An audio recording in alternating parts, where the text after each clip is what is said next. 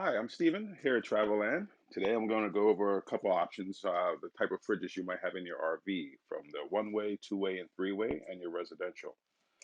This one here is actually a two-way. It runs on 120 volts, which is your shore power plugged in, or on your battery power, which is 12 volts.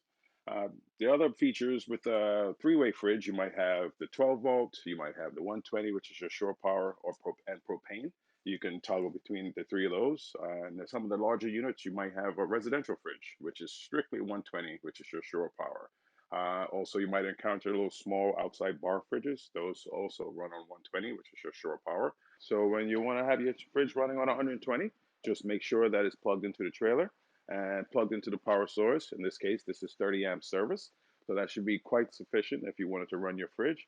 And as well, you want to get an adapter. If you wanted to plug in at home, you will plug your cord into here, and then you can plug that into 15 amp service at home, and it'll be just right for running your fridge. Now, your RV fridge is unlike your household fridge or a residential fridge, where the RV fridge absorbs hot air out. The residential fridge at home blows cold air in.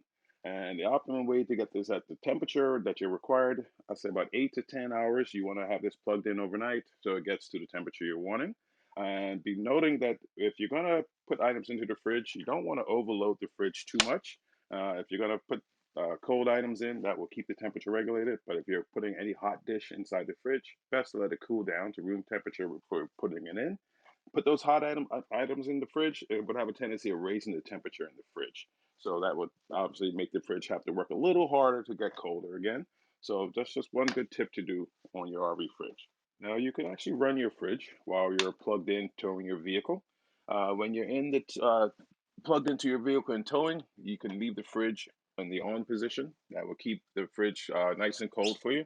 But note that when you are plugged in on your vehicle, that your fridge is probably going to draw more power than your vehicle is actually charging the trailer battery. So just be mindful of that if you get to camp and realize you don't have any battery power.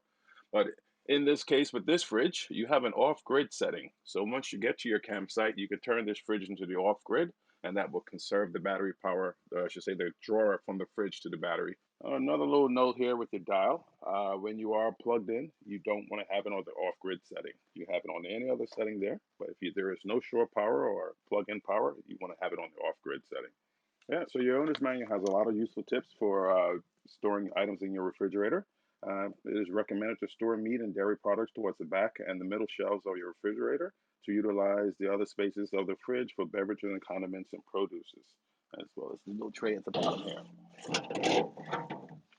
Yeah, so to maximize the life of your battery on your trailer and running the fridge, so a couple of notes you want to be mindful of. Basically, opening and closing the door could affect the temperature inside the fridge.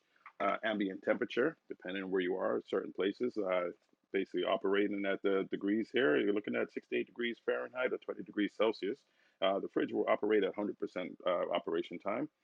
77 degrees Fahrenheit or 25 degrees Celsius, you're looking at 80%. 90 degrees Fahrenheit or 32 degrees Celsius, you're looking at 55%. And pretty much the hottest temperature is 110 Fahrenheit or 43 degrees Celsius, you're looking at 25% capacity.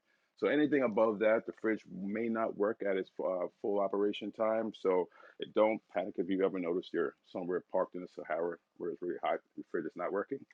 Just mindful of that. And the more items you have in here as well, it will affect the temperature. You know, like I said earlier, opening and closing the fridge. So just be careful on how much items you're placing in your fridge, so you don't have the fridge working too hard when you are in the off-grid setting. Okay, so if you run into any issues and you notice, well, your trailer's plugged in, your fridge is still not working, there might be a few things you can check here. With every RV, you do have a converter panel inside your unit that has all your breakers and your fuses. And your fridge will be marked reefer, and it's on a 15 amp fuse. Most of these fuses have a little light that lights up here, letting you know that the fuse is blown. So you might want to check those. You can get these fuses pretty much any, car shop, Home Depot, Canadian Tire, just your standard automotive fuses. And also you want to check your breaker, just make sure that hasn't tripped out, because your main 30 amp breaker will shut the entire unit down in that case. You may encounter in some RVs, you have the three-way and the two-way fridge. The three-way is the 120 shore power, your propane, and your battery. In this instance here, this one is a two-way. So this will run on 120, your shore power, and the propane. This also has an automatic setting on here, which allows the fridge to prefer the 120 and then switching over to the propane if power fails or you happen to pull the plug out. So we've gone over some faults that will happen if you're running on 120 or on the 12-volt settings. But what happens if you're running on gas and your fridge is not lighting? And this is here, you have this red light just letting you know that the gas is not starting in the fridge. Normally it's in the green operational light. So this is one point you can check here, and we can check if your tank's on. Now we had that indicator on the fridge letting us know that the propane is not flowing. First thing you want to do is come outside. You want to make sure that you have propane in the cylinder. You want to make sure the valve is open and that your regulator is pointing in the right direction of that tank.